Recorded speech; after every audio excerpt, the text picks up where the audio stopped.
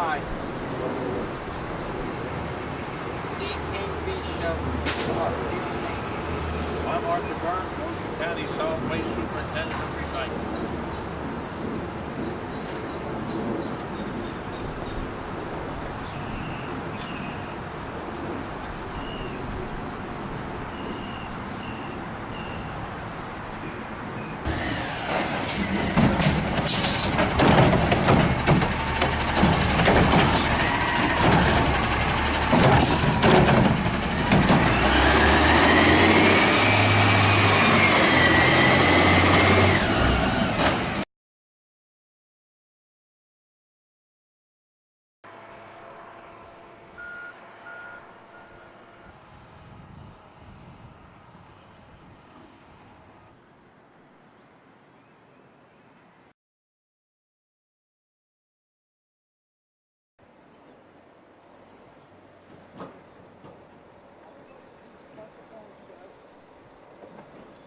I would like to go over the other side of the scale and just get some video.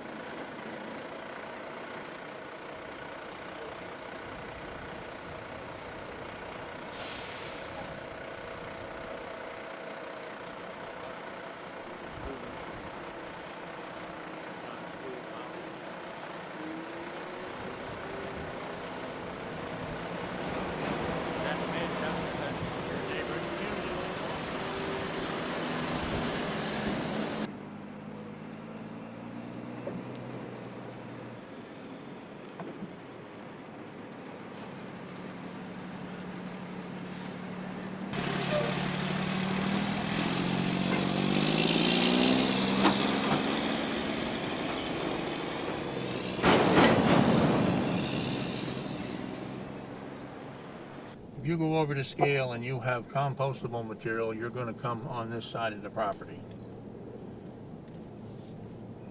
So what you'll see are leaf rows lined up.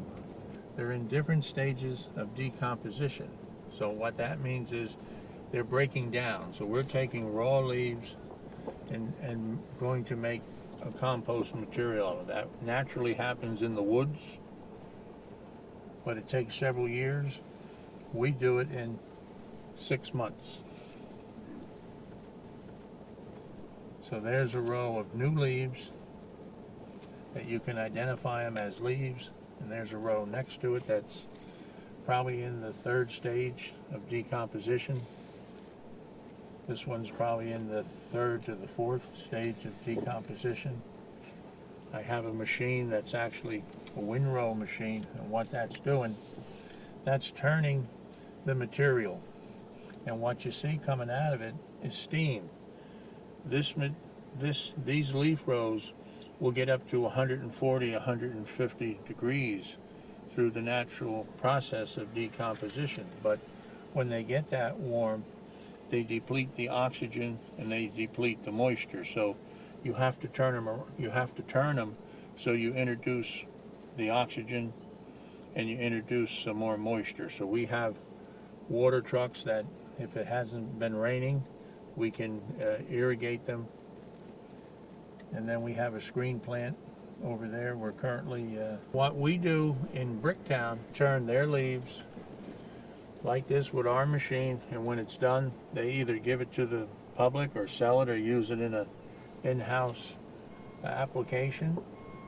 And once we grind down mulch, we actually grind down material to make a mulch. If they want some, they can come over and get it, or we can grind it right at their site, depending how much feedstock they actually have.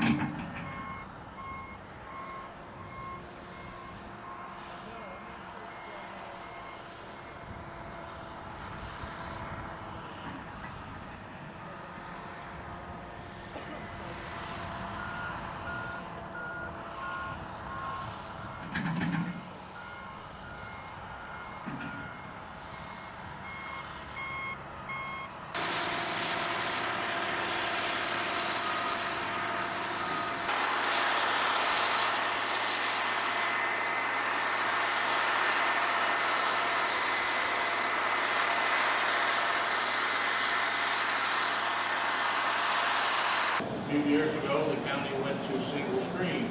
So single stream is actually a mix of all the recycled materials from your home at the curb, brought in here, and then the job, the challenge is placed on us and our service company to separate the materials, either bale them, crush them, and then they're sold. So everything you see within this fence line is an opportunity to keep it out of the landfill. So with that said, this is the tipping floor. So the trucks go around and they make their route collections.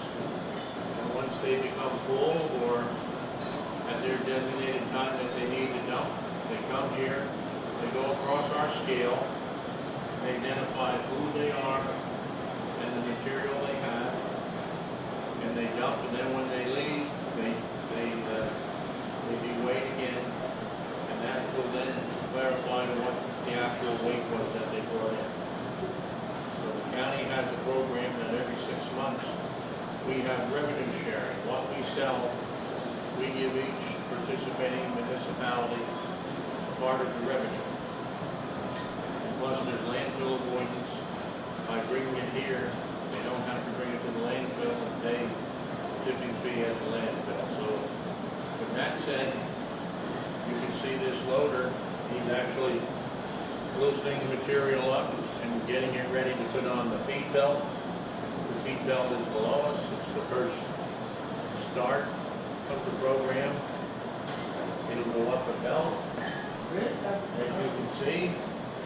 And in the corner here, you can see what it looks like. Why did this dump go? Okay, this material here is what the material they're picking off that's no good goes on this conveyor. This goes into a compactor. That goes to the landfill. So they're trying to pick off the plastic bags that go on that conveyor. Then the material that's going on that other conveyor sorts out the newspaper. And the newspaper is going to the QC people on the opposite side. And as you can see, these bales are bales of newspaper that they cleaned up, and then it went to the baler, which is on the far corner. The other material that goes through that screen has bottles and cans, plastic bottles and cans, and that goes to our commingled building, which is on the far side here.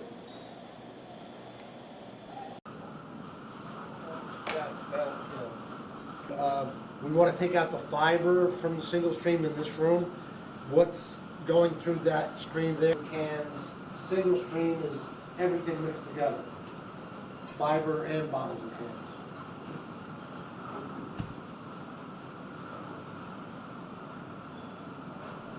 cans. Bottles and cans, which would be aluminum, plastic, and glass. And that's what's going up this belt. That's going to go to another machine that we're going to take out some of the residual fiber, and then it goes, there's another belt that takes it all the way across and out. See, this all starts at your house. You put recyclable material in one container, and you put garbage in the other container. So we call this the single stream material. It's recyclable. So your question is, how many tons are on this floor right now? Yep. Oh, I guess I would say about 250. Would you agree? Maybe a little bit more than that. Maybe a little more, maybe 3, something. 5? Yeah, pretty close to 5. It depends on how long it's been there, because we keep pushing it and compacting it. Back and forth. Fresh material weighs less per cubic foot. Yep. Gene, we're hoping that's like 98% pure newspaper. And there's all those people up there taking out anything that's not newspaper.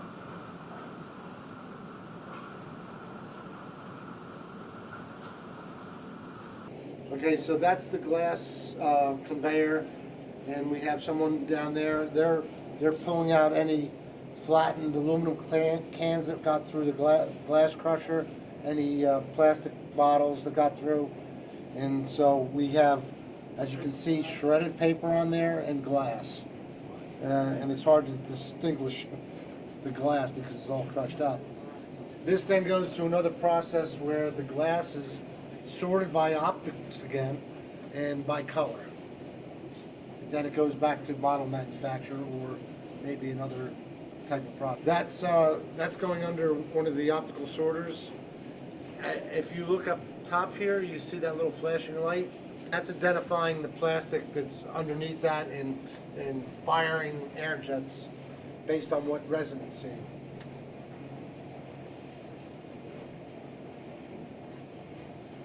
We're doing a final sort behind you before it goes to the compactor. He's sorting out any foil, any plastic. Coming into this building on this belt right here.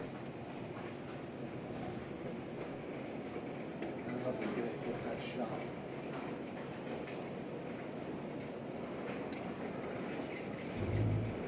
So this gentleman right in front of us is cleaning up the PET stream, taking any paper or non-PET bottles out. PET is the largest quantity of plastics that we process here in the waste stream.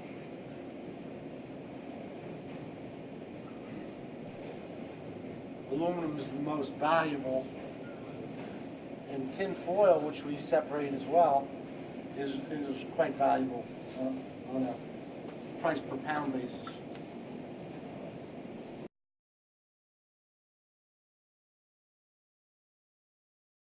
Why is the wood hardwood?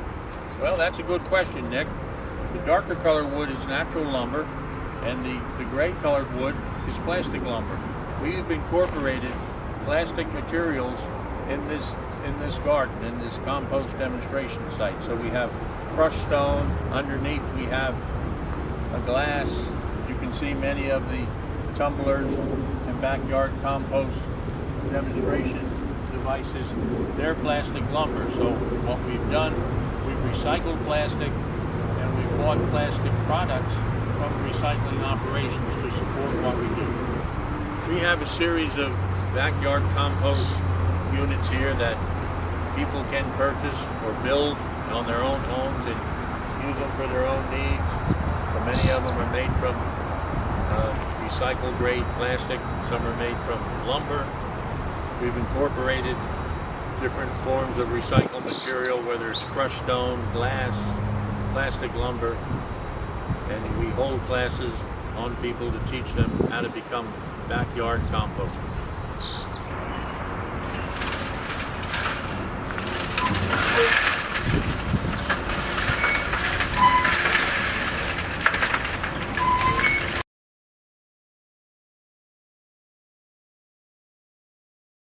What's this for? All right, Nick, this area is our citizen drop-off area. It allows the citizen to bring materials here. Maybe they just bought a refrigerator or washer and they have an extra large cardboard box and their delivery, their pickup date's not going to be for 3 days and they want to dispose of it in the proper manner, so they can come here, they can put the cardboard directly into the yellow box, or if they have a lot of newspapers, magazines, cans of aluminum, say they missed their collection or had a party at their house and had a lot of guests and they got a lot of material, they can come here. It's open 24 hours a day, 7 days a week. Just by reading the signage on the container, you can see what's acceptable and what's not.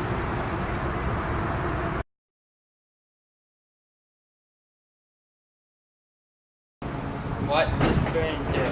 This building, Nick, is designed to accept material from the citizens that we don't want to go through the processing building. So what we're going to accept in here are paint cans, oil, antifreeze, fluorescent bulbs, e-waste, tires,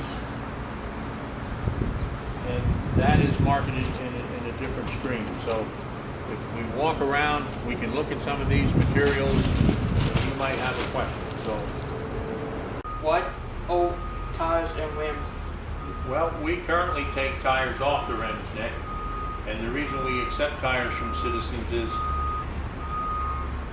they're breeding spots for mosquitoes if water is are in the tires. So we take the tires, they have to be off the rim, and currently we have a grant right now where we accept the tires from the citizens for free. Normally there was a charge for the tires, but because we have a grant and because we want to try to do our part to eliminate the threat of mosquitoes breeding, we're accepting tires for free.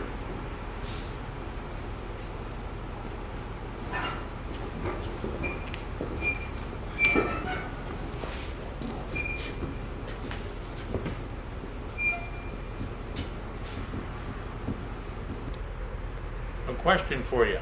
If you look above me, you'll see a tube of light. What size watt of light bulb do you think is powering that light? I'm going to answer you. It's a solar tube. What we're doing is actually getting light from the sun. We're doing a little magnification and we're using that. This building that we're in right now, we have solar collectors on the top. We have solar tubes. So not only are we accepting material from citizens for the recycling effort, we're also recycling energy. We're harnessing energy that's made available through the environment, sunlight.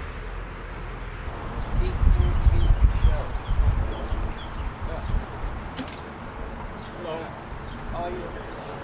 My name is Arthur Burns, Ocean County Superintendent of Recycling Operations.